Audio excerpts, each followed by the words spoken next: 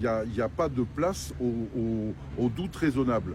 Qu'en réalité, quand vous faites l'effort de réunir l'ensemble des éléments qui ont été débattus loyalement dans le cadre de ces 4 semaines de procès, on s'aperçoit quand même que le mari d'une femme qui voulait s'émanciper, dont la disparition a été actée alors qu'elle dormait sur son canapé aux alentours de 23 heures, qu'elle venait de quitter son petit garçon qui est allé se coucher dans sa chambre, qui était heureuse, qui avait un joli métier, qui effectivement envisageait de s'émanciper dans les bras d'un nouveau compagnon.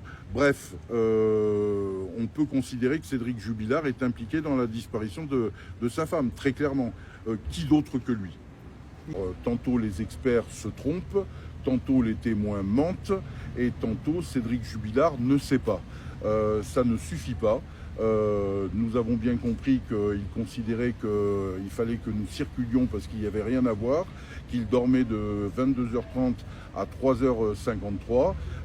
Tout dans le dossier vient démentir effectivement cette approche très lisse qu'il a fournie de cette soirée tragique. Et c'est la raison pour laquelle, au contraire, nous considérons que les indices, quand ils sont appréciés de manière cohérente, objective, convergent de manière un peu têtue et obstinée vers la désignation de Cédric Jubilard en qualité de meurtrier. Il a eu 4 semaines de procès pour faire évoluer effectivement ses pions.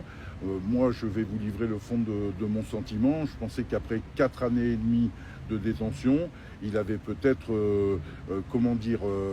commencé le salutaire exercice de la remise en cause personnelle.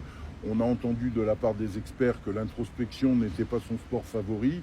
On en a fait le triste constat tout au long effectivement de ces interminables journées d'audience. Il a eu 1000 fois l'occasion de se positionner. Nous l'avons sollicité, parfois de manière un peu pressante, et à chaque fois, on a, je dirais, une attitude de bétonnage, de bunkérisation qui fait qu'on ne peut rien tirer de Cédric Jubilard en réalité.